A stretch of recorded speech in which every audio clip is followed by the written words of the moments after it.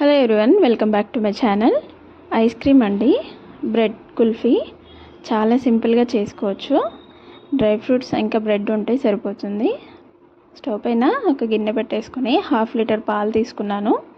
Dry fruits అన్నీ ఇలా mixie పట్టేసుకోవాలి. అలాగే బ్రెడ్ 4 స్లైసెస్ తీసుకున్నాను, అవి కూడా మిక్సీ పట్టేసుకొని ఇలా పౌడర్ లాగా చేసేసుకోవాలి. బ్రెడ్ ఇంకా డ్రై ఫ్రూట్స్. ఇప్పుడు పాలల్లో 1 టీ గ్లాస్ అంతా షుగర్ వేసుకున్నానండి. మీకు ఎక్కువ తక్కువ కావాలంటే అడ్జస్ట్ చేసుకోవచ్చు. ఇలా కలిపేసుకొని మనం గ్రైండ్ చేసుకున్న బ్రెడ్ పౌడర్ కొద్దిగా వేస్తూ కలిపేసుకోవాలి. అలాగే డ్రై ఫ్రూట్స్ పౌడర్ కూడా వేసేసుకోవాలి. ఇలా అంతా కలిపేసిన తర్వాత ఇలైచీ పౌడర్ కూడా వేసుకొని ఇలా ఒక 2 నిమిషాలు కలిపేసుకుంటే చిక్కబడుతుంది. స్టవ్ ఆఫ్ చేసి చల్లారనివ్వాలండి.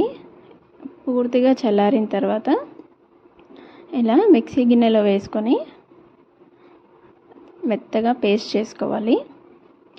ఇలా చేసుకున్న తర్వాత ఐస్ క్రీమ్ మౌల్డ్స్ ఉంటాయి కదా, అందులోకి ఫిల్ చేసుకొని ఫ్రిడ్జ్లో పెట్టేసుకోవాలి. డీప్ ఫ్రిడ్జ్లో 7 to 8 అవర్స్ పడుతుంది.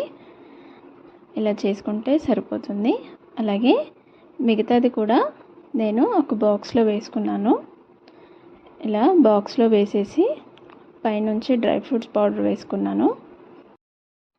బాక్స్ కూడా ఫ్రిడ్జ్లో పెట్టేశాను. నెక్స్ట్ డే ఆఫ్టర్నూన్ టైంలో తీసానండి.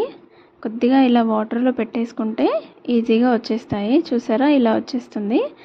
చాలా టేస్టీగా వచ్చిందండి ఐస్ క్రీమ్. మీకు కూడా నచ్చితే ఒక్కసారి ట్రై చేయండి. మా పిల్లలు చాలా ఇష్టంగా తిన్నారు.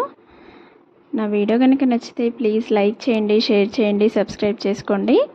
అలాగే సబ్స్క్రైబ్ చేసుకున్న వాళ్ళందరికీ థ్యాంక్ యూ సో మచ్.